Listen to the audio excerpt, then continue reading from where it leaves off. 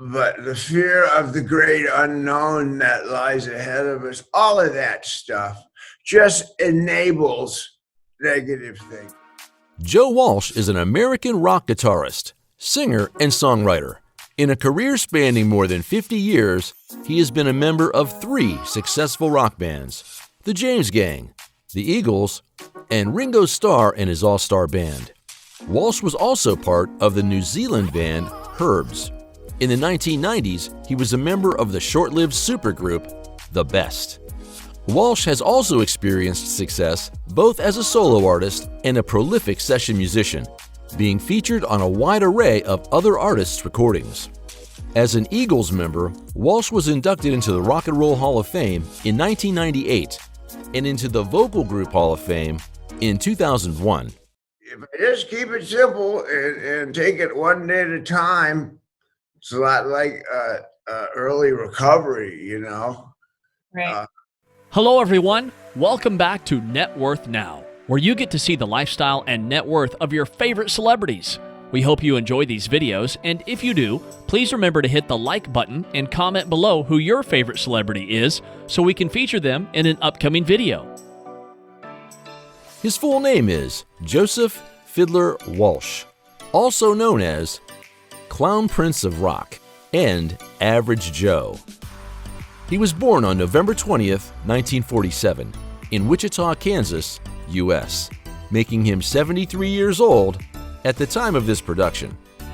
He stands at 179 centimeters or 5 feet 10 inches tall. Walsh admits to struggling with alcohol and drug addictions for most of his early career and has been in recovery since 1993. Walsh related the story that in 1994 he woke up after blacking out on a plane to Paris. When he arrived, he had his passport but did not remember getting on the plane. That was his turning point, and he has been sober ever since. While living in New York City, Walsh began a lifelong interest in amateur radio. He holds an amateur extra class amateur radio license, and his station call sign is WB6ACU. In 2006, he donated an autographed guitar to the ARRL in Newington, Connecticut for its charity project. He has also been involved with the group's Big Project, which brings amateur radio into schools. Walsh has included Morse code messages in his albums on 2 occasions, once on the album Barnstorm and later on Songs for a Dying Planet. Walsh provides the theme song for the Twit podcast Ham Nation, and he appeared as a guest on the first podcast and episode 400. Walsh has been married 5 times. He was married briefly to Margie Walsh in the 1960s, Stephanie Rhodes from 1971 to 1978, Juanita Boyer from 1980 to 1988, and Denise Driscoll from 1999 to 2006. Walsh married Marjorie Bach in Los Angeles on December 13, 2000. Another sister-in-law, Susan Walsh, has been a missing person since 1996. Walsh's daughter, Lucy Walsh, is a musician who has worked with Ashlee Simpson and others. She released her debut album, Lost in the Lights, in spring 2007. Walsh's eldest daughter, Emma Kristen, was born in 1971 and died in 1974 at 3 years of age due to injuries suffered in an automobile accident on her way to nursery school. Her story inspired the track Song for Emma on Walsh's solo album, So What, released later that year. In her memory, he had a fountain and a memorial plaque placed in the park she played in, North Boulder Park in Boulder, Colorado. He has said that the album name So What was the result of Emma's death. Nothing else seemed meaningful or essential in the months following. I get along pretty good. Have you been doing any cooking or anything fun like that? Oh, no, you don't want me to go there. Joseph Fiddler Walsh was born on November 20th, 1947 in Wichita, Kansas. His father, Lieutenant Robert Newton Fiddler, was a flight instructor for the Lockheed F-80 Shooting Star in the United States Air Force and died in a plane crash in Okinawa on July 22, 1949. Walsh's mother was a classically trained pianist of Scottish and German ancestry. Walsh was adopted by his stepfather at the age of 5 and given his stepfather's surname, but retained Fiddler as his middle name. In the 1950s, it was common practice for Social Security, school registration, and health records for children to take their stepfather's name. Walsh and his family lived in Columbus, Ohio for several years during his youth. When Walsh was 12 years old, his family moved to New York City. Later, Walsh moved to Montclair, New Jersey, and he attended Montclair High School, where he played oboe in the school band. Walsh got his first guitar at the age of 10, and upon learning the Ventures' Walk Don't Run, he decided to pursue a career as a guitarist. Inspired by the Beatles' success, he replaced Bruce Hoffman as the bass player in the locally famous group the Nomads in Madison, New Jersey, beginning his career as a rock musician. After high school, Walsh attended Kent State University, where he spent time in various bands playing around the Cleveland area, including the Measles. The Measles recorded for Super K Productions' Ohio Express the songs I Find I Think of You, And It's True, and Maybe. Walsh majored in English and minored in music. He was present during the Kent State Massacre in 1970. Walsh commented in 2012, "Being at the shootings affected me profoundly. I decided maybe I don't need a degree that bad." After one term, he dropped out of college to pursue his musical career.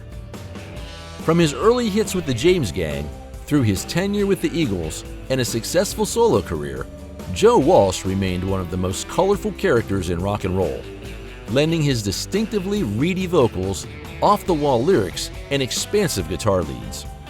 While attending Kent State University, he finally picked up the guitar, fronting the collegiate combo, the Measles, from 1965 to 1969. Then he joined the Cleveland-based hard rock trio, the James Gang, appearing on their debut LP, Your Album. The trio's 1970 album, The James Gang Rides Again, proved the group's commercial breakthrough. After relocating to Colorado, Walsh formed a new group, Barnstorm, recording a self-titled 1972 LP before making his proper solo debut. He continued recording steadily, resurfacing in 1983 with You Bought It, You Name It, and issuing The Confessor 2 years later. In between, Walsh ran for vice presidency, again unsuccessfully. Following 1987's Got Any Gum, he toured with Ringo Starr and his all-star band, returning to his solo career for 1991's Ordinary Average Guy. In 1994, he joined the reunited Eagles for their blockbuster Hell Freezes Over tour, and remained on the road as a solo act for years to come. In 2012, after years of touring with the Eagles and writing new material, Walsh recorded his first solo album with producer extraordinaire Jeff Lynne and the Beatles drummer Starr. A comeback of sorts, the album titled Analog Man pertained to Walsh's difficulties catching up to the new standard of digital recording as a 64-year-old and trying to adjust to technical advances in society. I'm a ham radio operator. I have been for a long, long time. That's kind of obsolete now. We're dinosaurs because of the internet. According to estimates, his annual income is around $1.2 to $1.5 million. As of 2021, his estimated net worth is $90 million. Joe's first home was a mansion in California City, which he sold in 2018 for $1.9 million.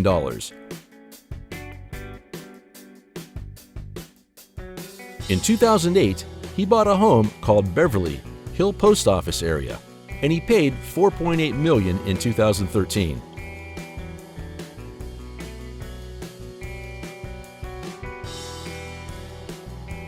Joe purchased another home in California for $3.95 million.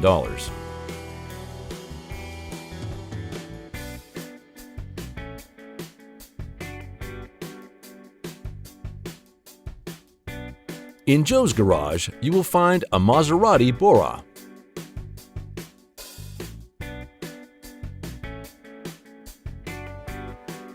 a Volkswagen Jetta,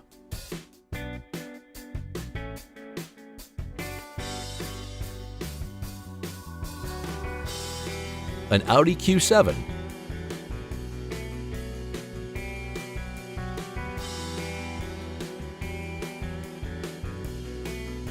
an Audi R8,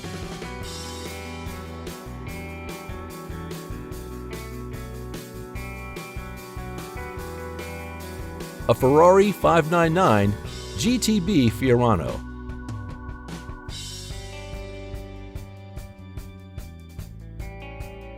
an Aston Martin DB7 Volante,